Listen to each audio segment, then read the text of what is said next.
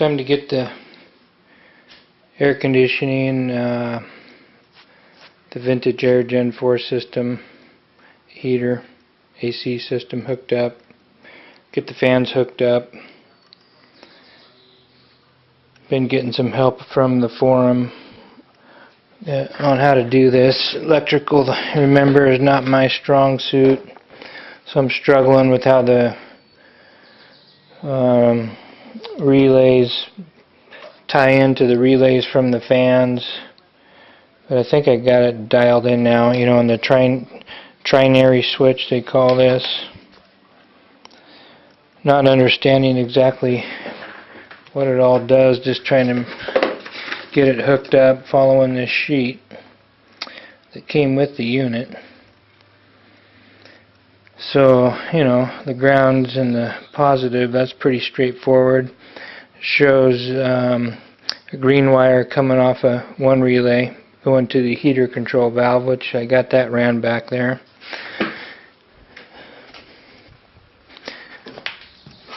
That's this one right here. That's kind of buried, but the heater control valve's in there, and then I got it running to a ground. And that is what essentially controls the hot air either going through the heater core or not. And this is a valve that crash sells. So when the heater core is turned off, you're still getting flow through the block, through those lines, and then zero flow through the heater core, so no heat at all when you turn the heat off. And then we got wire from the other relay, which is here, which will run through this trinary switch and then off to the relay, the compressor, I mean, the condenser, compressor. This stuff confuses me. Now, the fan part, getting these fans to tie together with that was also confusing me. Now, what this custom harness came with was just one output from a relay on this little fuse block, and pretty sure I need to run, you know, one fan per relay. There was always this third relay. One of them's for the fuel pump, one's for the fan. There was this third one that was just sitting there, never completely hooked up. So I tied into that. The power and the fuse and the relay was already there. The only thing that was missing was the trigger wire and then the output wire. So I ran another output wire for a second fan. That'll be my orange. And then the other fan will be the yellow. And then the trigger wire, which comes from the ECU, the signal wire, I tied into that.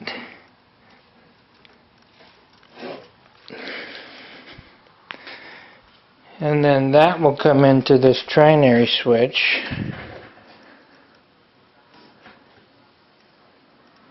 And then the other side goes to the ground. So if the engine sends a signal, you know, for the fan to come on, it'll ground out the, you know, signal those relays, put the power from the orange and the yellow wire to the fan.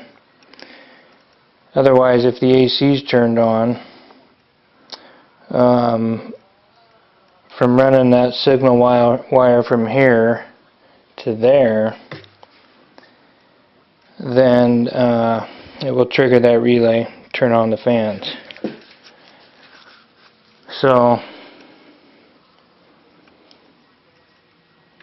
that's how I made sense of it. I hope I'm right, because that's kind of how I'm going to wire it. So if I'm wrong, Don't be afraid to step up and say something so I can fix it. The fuses that are running all those relays are 30 amp fuses.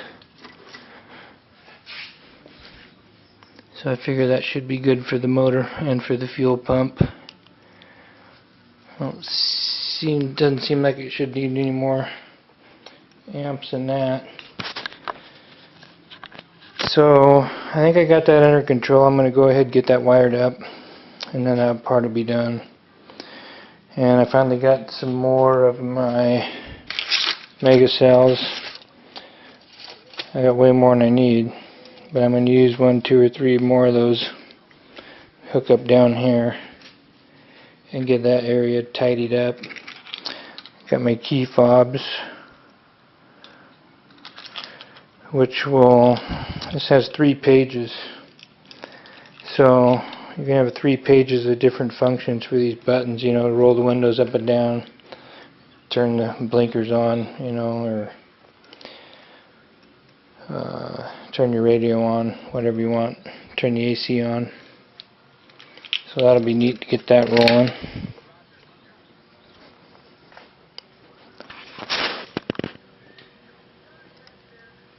So I better just quit thinking about other things and just focus on that and get that part done. Now, one more thing. Reading through a different manual online, I discovered, you know, because all mine instructions say these wires aren't used. It says no, yellow, orange, tan coming from this harness are not used. Gray wire is used for programming controls if applicable. Anyways, I found out that orange wire is a wide open throttle switch. So I think I'm going to tap into that and route that one up there close to my gas pedal and get that wired up.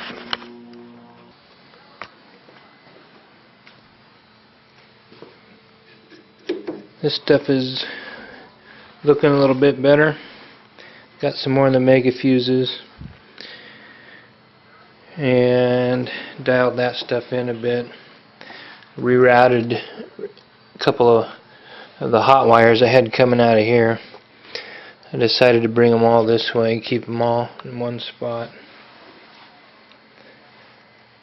So that's all the power cells, the in motion, you know, the wires going to the engine harness, and I added a wire for, you know, stereo, whatever I put in there. So I'll tap into that. I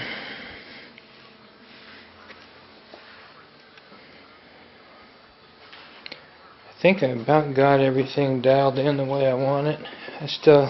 They changed the colors on the harness for the ISIS, so I gotta wait till Monday, get the right colors, and then splice into the CAN cable.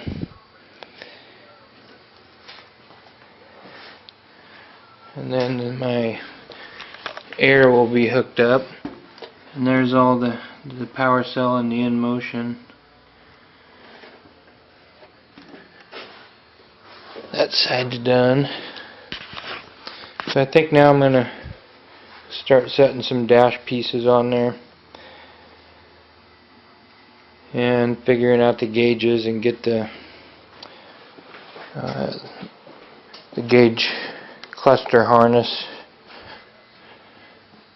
and the gauges mounted and wired. Mount the OBD2 sensor. And then I've got a couple different inputs here. This is for dash lights. A lot of these I won't use, I found out. So we'll tuck those back and get rid of those.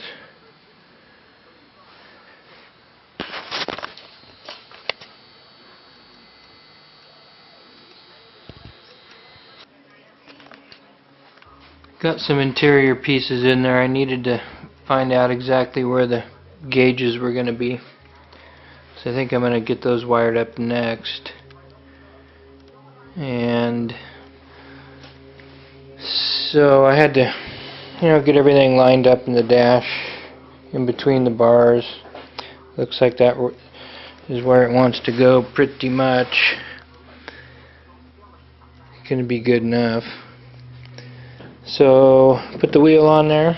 Got the carbon fitting inside the pod, or the dash, whatever you want to call it.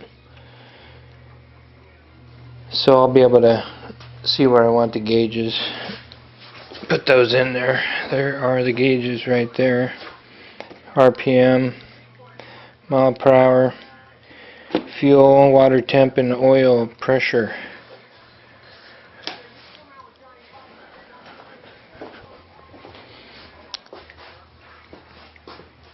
So I'll draw out some circles and put those on the dash.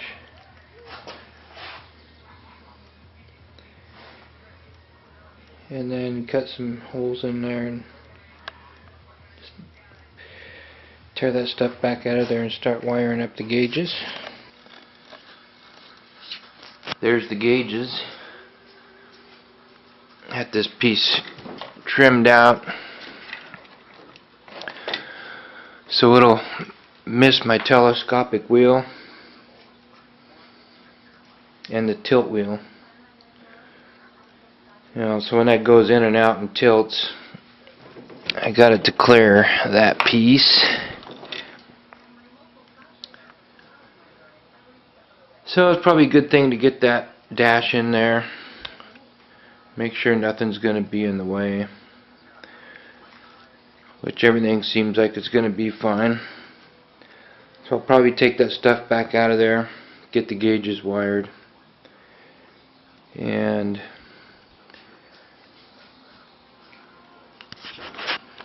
that'll be getting close for the wiring being done once that part's over with. The only thing I'll have left are the lights in the front and the rear. And I'm going to have 3 switches down here, one for each pedal. I'm going to have a switch on the clutch for the traction control. I'll have the brake, a stoplight switch on the brakes, and then I'm going to have the wide open throttle switch on the gas, on the throttle pedal. So I'll wire up a switch on each of those, and then I got stuff like door poppers